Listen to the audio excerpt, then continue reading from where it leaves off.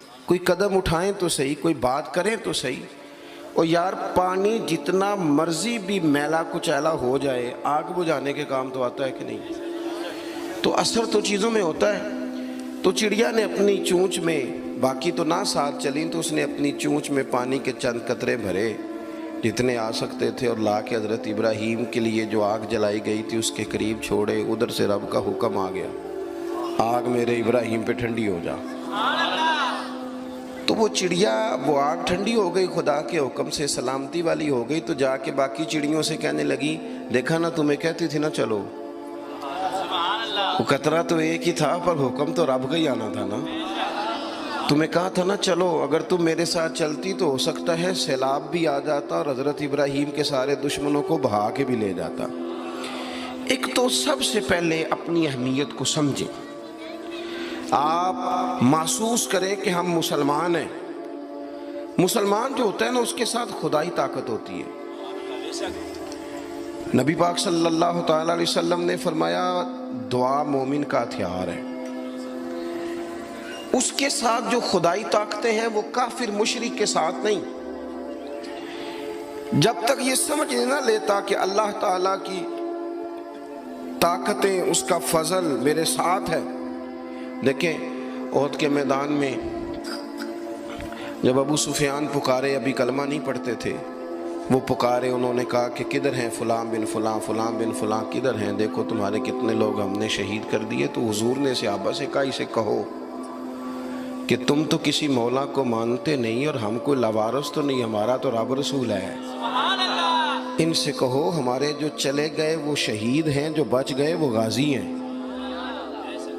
تو پہلے تو مسلمان یہ پہچانے، اور جب پہچان لے اچھے طریقے سے کہ میں مومن ہوں۔ دیکھیں نا، ہم نے ساری زندگی جٹ بن کے، بٹ بن کے، رائی بن کے گزار دی۔ کچھ چاہیے نا کہ زندگی کی کچھ 4 سال مسلمان بن کے بھی گزارے۔ اقبال کہنے لگے، یوں تو سید بھی ہو، مرزا بھی ہو، افغان بھی ہو۔ دل کبھی کرتا ہے کہ اقبال سے پوچھوں، آپ نے سب سے پہلے سید کا ہی نام لے دیا ہے۔ یوں تو سید بھی ہو، مرزا بھی ہو، افغان بھی ہو، اور تم سبھی کچھ ہو، بتاؤ کہ مسلمان بھی ہو۔ نعرہ تکبیر، نعرہ رسالت، نعرہ حیدری۔ تو سب سے پہلی بات تو یہ کہ مسلمان کو سمجھنا۔ دوسری بات یہ کہ جب وہ سمجھ لینا کہ میں ایک مومن ہوں، جس طرح باپ ہونے کی حیثیت سے کوئی ذمہ داریاں ہیں، استاد ہونے کی حیثیت سے کوئی ذمہ داریاں ہیں، ہماری کسی جماعت کا مقتدا ہونے کی حیثیت سے ذمہ، اس طرح بحیثیت مومن بھی ہماری کچھ ڈیوٹیاں ہیں۔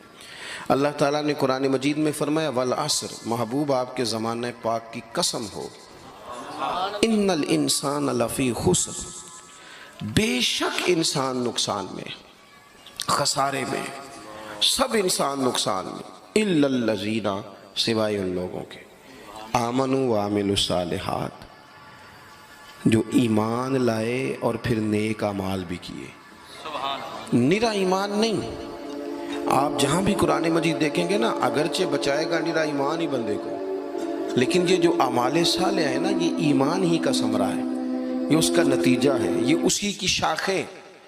بندہ مسلمان ہو تو اس کے کام بھی تو مسلمانوں والے ہو نا، مومن ہو تو اس کا رویہ بھی مومنوں والا ہو۔ ایسا تو نہیں ہے نا کہ آپ زبردستی منوائیں گے اور کوئی کام نہ کرے وہ مومنوں والا، لیکن وہ کہے کہ میں تمہیں منوا کے چھوڑوں گا۔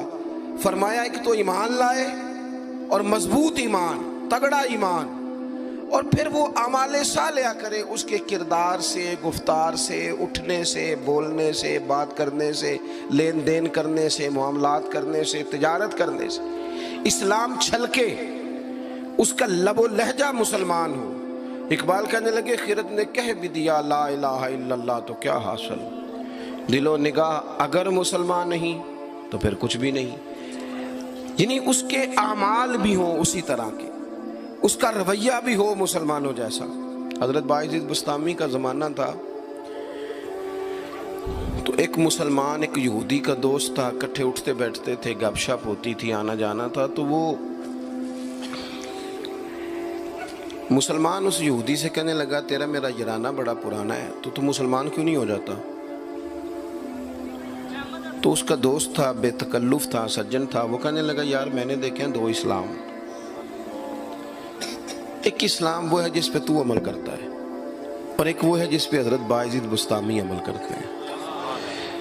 تو میرے ساتھ ہر جگہ چلا جاتا ہے، جہاں تمہارے دین نے منع کیا وہاں بھی چلا جاتا ہے۔ تو ایک تو ہے تیرے والا اسلام، جس طرح کی بولی میری اسی طرح کی تیری، جس طرح کا آنا بہنا اٹھنا بیٹھنا کھانا پینا میرا اسی طرح کا تیرا۔ تو اگر تم کہہ رہا ہے تیرے والا اسلام قبول کروں تو اس میں تو صرف ایک کلمے کا فرق ہے معاذ اللہ، باقی تو سب وہی ہے۔ اور ایک اسلام ہے حضرت بایزید کا، بولے تو سچ بولے، کھائیں تو طیب کھائیں، دعوت دیں تو خیر کی دیں، بات کریں تو بھلائی کی کریں۔ اگر اسلام وہ ہے جس پہ حضرت بایزید عمل کرتے ہیں تو پھر تو ان سے کہے مجھے دین کی دعوت دیں، ان والا اسلام میں قبول کرنے کو تیار ہوں۔ جب تک ہمارے مزاجوں میں ہم نہ زبردستی، جب آپ ناراض نہ ہونا، بعض دینی لوگ اسلام کو لبادے کا نام ہے، داڑھی رکھ لی پگڑی باندھ لی تو بس اسلام مکمل ہو گیا، جبر کریں گے، بعض دفعہ اس طرح کا لہجہ اختیار کریں گے کہ لوگ پریشان ہو جائیں۔ اور بھئی اسلام فقط ظاہری حلیے کا نام نہیں، آپ کو پتہ ہے عقیدہ اور نظریہ تو بات ہی ساری باطن کی ہے، آپ کے اندر دین کتنا ہے، آپ سچ کتنا بولتے ہیں، دیانتدار کتنے ہیں، حلال حرام کا فرق کتنا کرتے ہیں، اس سے آپ کے اسلام کا پتہ چلے گا۔ اس سے پتہ چلے گا کہ آپ کس قدر زیادہ مسلمان ہیں۔ صرف حلیے کا نام اسلام نہیں، میری بات کو یاد رکھیں۔ تو اللہ فرماتے ہیں کہ ایمان لاؤ، پھر ایمانداروں جیسے کام بھی کرو، اور پھر یہ نہیں کہ جس طرح کی ہوا ہو تم بھی ادھر کے ہو جاؤ۔ وَتَوَاصَوْا بِالْحَقِّ، تمہارا ایمان بھی ہو، اعمال بھی ہوں، اور تمہیں حق بھی کہنا آتا ہو۔ ہمارے ہاں لوگوں کا حق کہنا آتا ہے پر غریبوں کے بیچ۔ میں جی ہمیشہ سچ بولنا کدے نال؟ ماڑے بندے نال۔ میری گل کھری کرنا بھی، تو کھری گل ڈی ایس پی دے منہ تے کری جا کے، تیرا پتہ لگے یہ جڑی تو کھری گل کرنا ہے نا۔ دیکھو نا جی، آپ سارے لوگ مجھ سے پیار کرنے والے ہیں، میں جو مرضی کہوں آپ نے کہنا ہے ماشاءاللہ، محبت سے ہیں نا آپ۔ مزہ تو تب ہے کہ ایوان اقتدار میں آپ جائیں، وہاں آپ سچ بات کریں۔ بہت سارے لوگ سچ بولتے ہیں دوسروں کے بارے میں، حالانکہ سب سے زیادہ سچ اپنے بارے میں بولنا چاہیے۔ لوگوں کے عیب چھپانے کو حکم ہے، وہ دنیا بیان کرتی ہے، اور اپنے لیے استغفار کا معاملہ ہے، وہاں لوگ دعویٰ نیکی کر جاتے ہیں۔ حق بات کی جائے، حق۔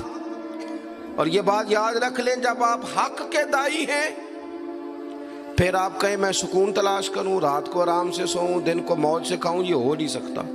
حق کا رستہ بہرحال اس میں سپیڈ بریکر بھی آتے ہیں، اس میں کانٹے بھی آتے ہیں، اس میں تکلیفیں بھی۔ حضرت جنید بغدادی نے ایک بندے کا جنازہ پڑھا تو لوگ کہنے لگے جی سارے ہی انہوں چنگا آندے رہے، بندہ ہی کمال تھا، کسی کو شکوہ ہی نہیں، سب ہی اچھا کہتے۔ حضرت جنید بغدادی فرمانے لگے اوہو غلطی ہو گئی، منافق کا جنازہ پڑھ لیا، یہ تو جس کے منہ پہ جاتا تھا اسی کا ہو جاتا تھا۔ آپ فرمانے لگے اگر سچی بات کرتا تو کچھ نہ کچھ مخالف بھی